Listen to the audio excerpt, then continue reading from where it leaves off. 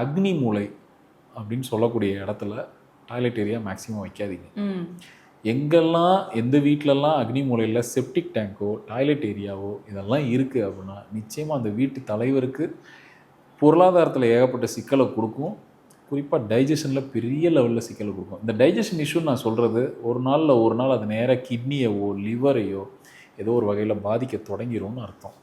இதெல்லாம் அவாய்ட் பண்ணிக்கிறதுக்கு முதல்ல உங்கள் வீட்டு வாஸ்து சரியாக இருக்கணும். அது சரியான முறையில் அமைச்சிட்டிங்க அப்படின்னா அடுத்து லைஃப் என்ன பண்ணும்? உங்கள் ஜாதகம் வீக்காக இருக்கும் போது கூட அந்த வீடு உங்களை காப்பாற்றும்.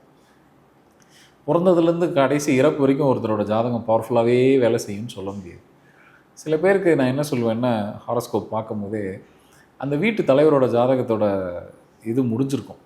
அவரோட அந்த என்ன சொல்கிறது, அந்த காப்பாற்றுற கெப்பாசிட்டி கொஞ்சம் கொஞ்சமாக முடிஞ்சிருக்கும், அந்த வீட்டை காப்பாற்றுற கெப்பாசிட்டி. ஆனால் அவர் பையனுக்கு இப்போ தான் அவர் ஜாதகம் கொஞ்சம் நல்லா பவராக இருக்கும். நான் என்ன சொல்லுவேன், அந்த வீட்டை அந்த பையன் பேருக்கு மாற்றிடுங்க. அந்த வீடு உங்கள் கைவிட்டு போகாது. ரெண்டாவது, எல்லா வீட்டுக்கும் ஒரு லைஃப் ஸ்பேன் இருக்குது. நம்ம நினச்சிட்டு இருக்கோம் வீடை கட்டிட்டாலே அது ஒரு 100 வருஷம் 150 வருஷம் நம்ம வச்சுக்கலாம் அப்படின்னு. அது இடிஞ்சு விழுகிற வரைக்கும் அந்த வீடு நமக்கு தான் அப்படின்னு நினைப்போம். நிச்சயமாக கிடையாது. சில வீட்டுக்கு 10 வயசு தான் அதுக்கோட லைஃப் ஸ்பேன். இப்போ 10 வயசா சார்?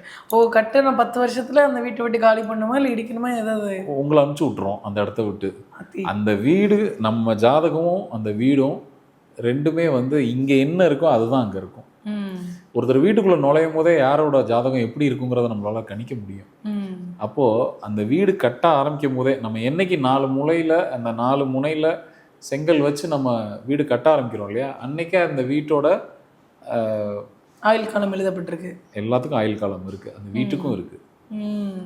சில வீடு 10 வருஷம் இருக்கும், சில வீடு 28 வருஷம் இருக்கும், சில வீடு. சார் நீங்கள் சொல்கிற மாதிரி பார்த்தா போடுற சிமெண்ட்டும் வைக்கிற கம்பியை பொறுத்து தானே சார் இந்த கட்டடத்துடைய ஆயுளை நம்ம நிர்ணயிக்க முடியும். அந்த வீடு நல்லா தாங்க இருக்கும், நீங்கள் அந்த வீட்டுக்குள்ளே இருக்கணும்ல.